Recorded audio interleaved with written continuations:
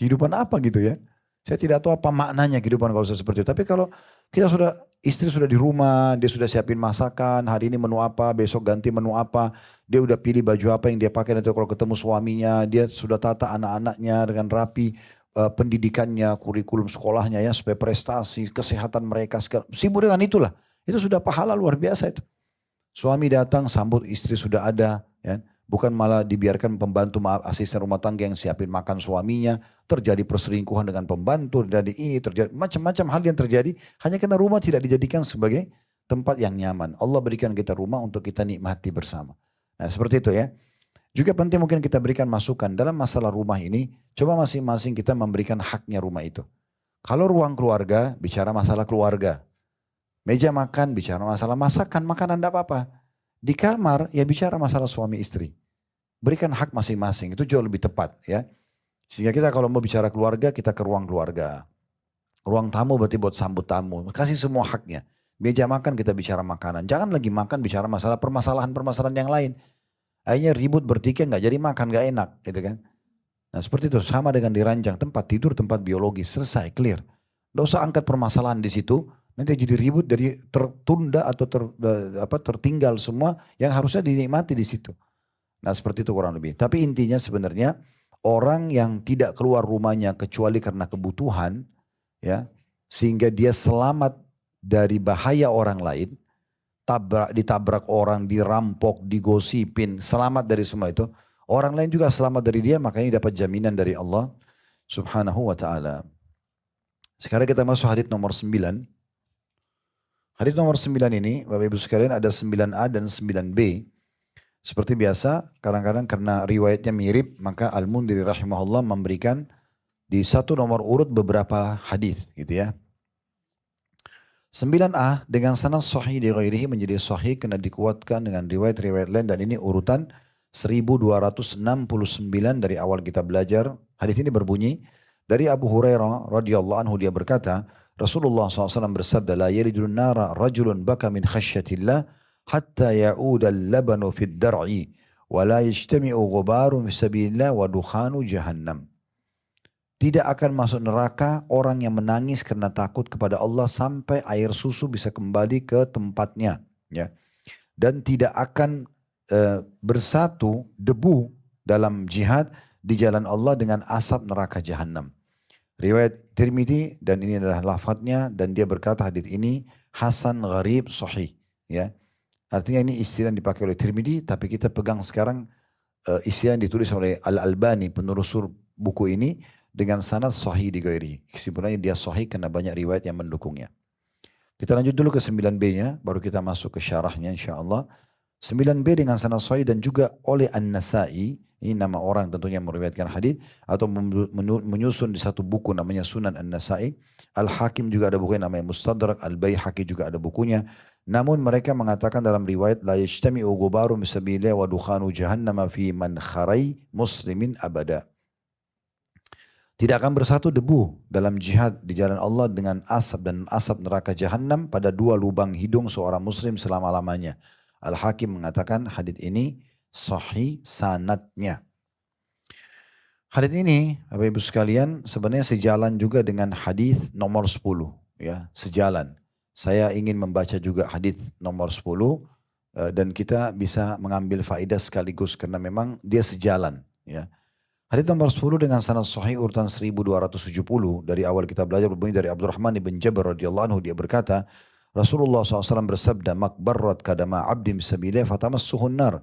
Tidaklah kedua kaki seorang hamba berdebu di jalan jihad, di jalan Allah, lalu dia disentuh oleh neraka. Hadis riwayat Bukhari. Dan ini adalah lafaz Imam Bukhari. Diriwayatkan juga oleh An-Nasai dan At-Tirmidzi dalam sebuah hadis, sedangkan lafaz yang berbunyi, makbarrat kadamahu bisabilillah fahuma haramun 'alan nar. Barang siapa yang kedua kakinya berdebu dalam jihad di jalan Allah, maka keduanya haram atas api neraka.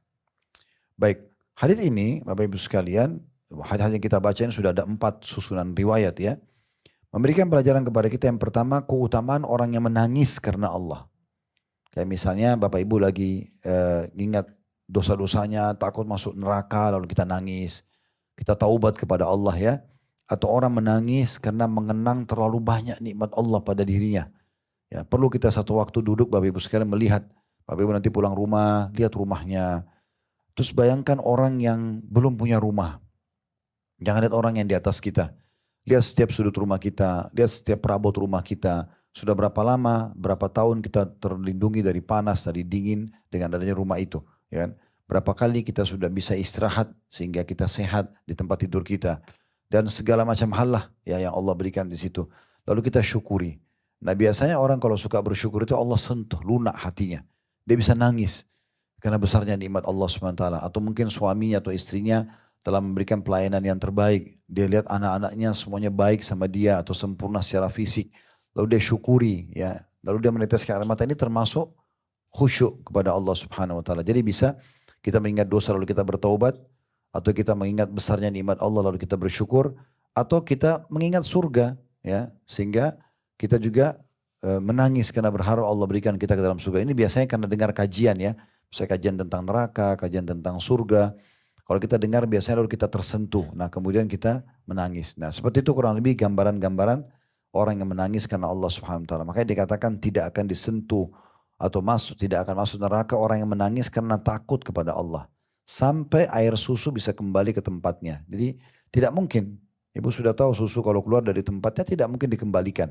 Maka seperti itulah mustahilnya orang yang menangis karena Allah kemudian keluar dari masuk neraka, pasti dia akan selamat.